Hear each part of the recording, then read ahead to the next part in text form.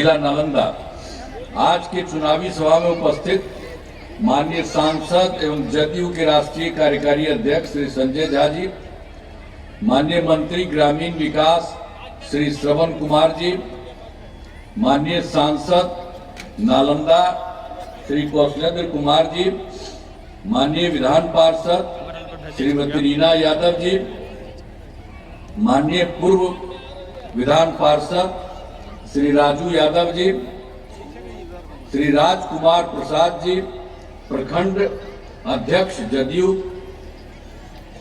श्री बाल मुकुंद शर्मा जी, जिला उपाध्यक्ष जदयू श्री संजय सिंह जी, प्रखंड अध्यक्ष लोजपा 8,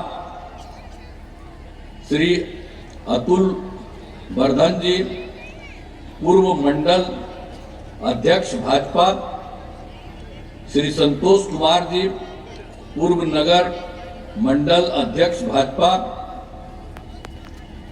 श्री सुधीर सिंह जी, जिला उपाध्यक्ष जदयू, एनडीए घटक दलों के सम्मानित जिला अध्यक्षगण, प्रखंड अध्यक्षगण, सभी सम्मानित नेतागण एवं कार्यकर्तागण, प्रिंट एवं इलेक्ट्रॉनिक मीडिया के पत्रकार मित्रों, छायाकार बंधु, बहनों एवं भाइयों, आज के कार्यक्रम में आप सब जो उपस्थित हैं बहनों भाइयों, मैं आपका अभिनंदन करता हूं, आपका स्वागत करता हूं। आप सब यहां पर मौजूद हैं और सब लोग देखिएगा कि जो हम लोगों के नए हैं कृष्ण मुरारी जी, सरन जी, उनको फिर भारी मतों से जिताइएगा, यही हमारा अनुरोध है आप सब लोगों को।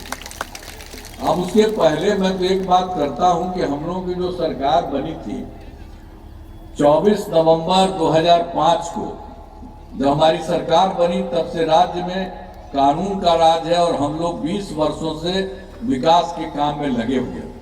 लेकिन हम लोग के पहले जो सरकार थी, अब वो जानते हैं ना, वो सब 17 साल था और 7 साल के बाद वो हट गए तो उसके बाद अपनी पत्नी को बनवा दिया।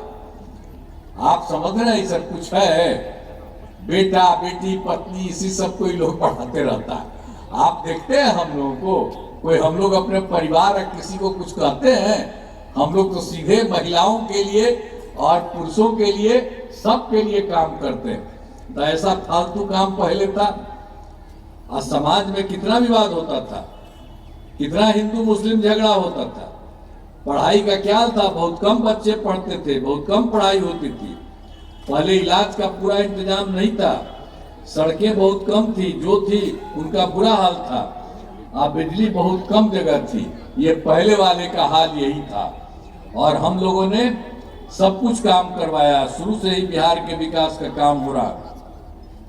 अब किसी प्रकार के डर एवं भय का वातावरण नहीं है, राज्य में प्रेम भाईचारा में शांति का माहौल है, सब तरह से सारा काम कराया गया। और हम लोगों ने इस बीच में उन्हीं लोगों के टाइम में कब्रिस्तानों के लिए भी कोई काम नहीं, उनकी घेराबंदी नहीं होती थी, सब तरह से दिक्कत था। तो हम लोगों ने 2006 से ही कब्रिस्तानों की घेराबंदी शुरू की गई। अब बड़े पैमाने पर कब्रिस्तानों की घेराबंदी की जा चुकी है, अब कोई झगड़ा झंझट नहीं है। अब एक बार हम लोग और देखे थे कि हिंदू मंदिरों में भी शाम में कोई जाके इधर उधर गड़बड़ कर देता है, तो हम लोगों ने उसको भी देख करके चारों तरफ पता करके देख लिया। तो 2016 में 60 वर्ष से पुराने हिंदू मंदिरों की घेराबंदी की गई, जिससे चोरी आदि की घटनाएं नहीं होती हैं। कहीं पर कोई दिक्कत नहीं है, चाहे कब्रिस्तान का हो चाहे हिंदू मंदिर, सब तरह से काम हो गया। और हम लोगों ने एक एक काम करवाया है, सबसे शुरू से ही लेकर के सर्वप्रथम शिक्षा और स्वास्थ्य के क्षेत्र में विशेष ध्यान दिया गया, फिर भी स्वास्थ्य और सेवाओं की सुधार किया गया, सब कुछ किया गया। राज्य में सड़कों पुलों का निर्माण कराया गया और ये सब जो काम करते थे।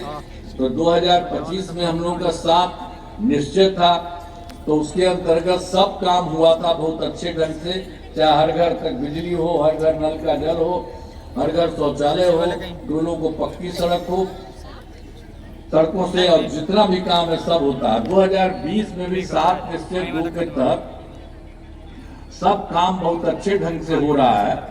तो उसी में ग्रामीण सोलर स्ट्रीट लाइट, हर खेत तक सिंचाई का पानी, टेली मेडिसिन, बाल हृदय योजना पर तेजी से काम चल रहा। हर प्रकार से जो भी है एक एक तरह से काम सबका हुआ रहा।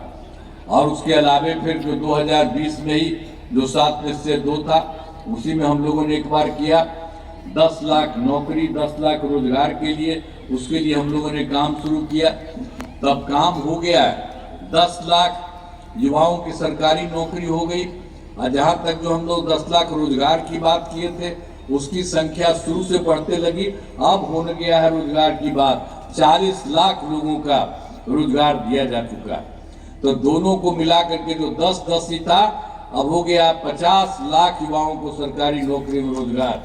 अब इसके बाद हम लोगों ने ये कर दिया, अब तय किया है कि अगले 5 वर्षों में हम लोग इसको और बढ़ा रहे हैं। 1 करोड़ युवाओं को नौकरी और एवं रोजगार दी जाएगी। तो अब जो भी है नौकरी उसमें भी बढ़ रहा है, इसलिए इसका भी बहुत ज्यादा होगा हर तरह से। तो हर प्रकार से सब काम किया गया जो भी काम हो रहा था।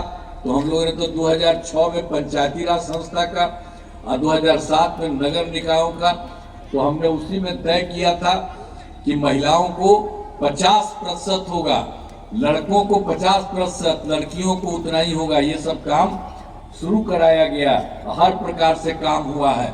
आप जानते हैं ये 2006 और 7 से शुरू हुआ, अब उसका सीधे बढ़ता रहा है। अब ये सब 4 चुनाव हो चुका है, सब तरह से हुआ। और 2013 में हम लोगों ने पुलिस के महिलाओं के लिए भी 35% आरक्षण दिया, सबको दिया।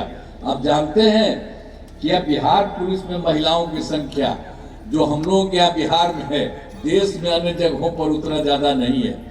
इसके अलावे फिर वर्ष 2016 में महिलाओं की सरकारी नौकरी में 35% आरक्षण किया गया। ये सब काम किया गया। इसके अलावे जो हम आपको बताए पंचायत सरकार वाला और नगर निकाय वाला, उसके लिए काम किया। तो उसी तरह से स्वयं सहायता समूह, स्वयं सहायता समूह तो पूरे देश में है। तो हम केंद्र में रहते थे तो हम जगह जगह जाते थे, तो स्वयं सहायता समूह की संख्या अच्छी रहती थी। लेकिन जब हम यहाँ पर आए, मंत्री यहाँ पर होकर के रहे, तब हम फिर देखने गए कि देखते हैं कि सब जगह देखे तो वहां देखा कि स्वयं सहायता समूह की संख्या बहुत कम थी। तो इसीलिए हम लोगों ने वर्ष 2006 में विश्व बैंक से कर्ज लेकर राज्य में स्वयं सहायता समूहों का गठन किया और उसका नाम हमने दिया जीविका। आजीविका दीदी भी खूब काम हुआ है। और कितना काम हुआ है इसमें हो गया है 1 करोड़ 40 लाख रुपया। और उसके बाद फिर हम लोगों ने 2024 में शहरी क्षेत्रों में भी कुछ नहीं था, तो हम लोगों ने शहरी क्षेत्रों में ही कहा कि स्वयं सहायता समूह आजीविका दीदियां रहेंगी। तो हो गया, तब उनकी संख्या हो गई है, वो काम शुरू से हो करा दिया गया। अब 3,85,000 जीविका दीदियां हो गई और इसका गठन लगातार जारी है। हमने शुरू से ही सभी तबकों का विकास किया है, चाहे हिंदू हो, मुस्लिम हो, अपर कास्ट हो, पिछड़ा हो, अति पिछड़ा हो, दलित हो, महादलित हो, सबके लिए काम किया। और मुस्लिम समुदाय के लिए भी हमने काफी काम किया है। मदरसों को सरकारी मान्यता दी गई है और उनके शिक्षकों को सरकारी शिक्षकों के बराबर वेतन दिया गया। तो सब प्रकार से एक एक तरह से काम किया गया है, हर जगह का काम किया गया। चाहे पंचायतों में विवाह भवन का निर्माण शुरू हुआ जिस पर 4,000 करोड़ रुपए खर्च होंगे। सभी वृद्धजनों, दिव्यांगजनों और विधवा महिलाओं को मिलने वाली पेंशन में पहले हम लोगों ने दिया था 400 रुपया, उसको बढ़ा करके कर दिया 1,111 से। तो इससे बड़ी संख्या में लोगों को फायदा होगा। और एक बार और जो किया था हम लोगों ने, आप जानते हैं हर घर बिजली पहुंचा दी, लेकिन उस तरह से बिजली की स्थिति तो थी नहीं।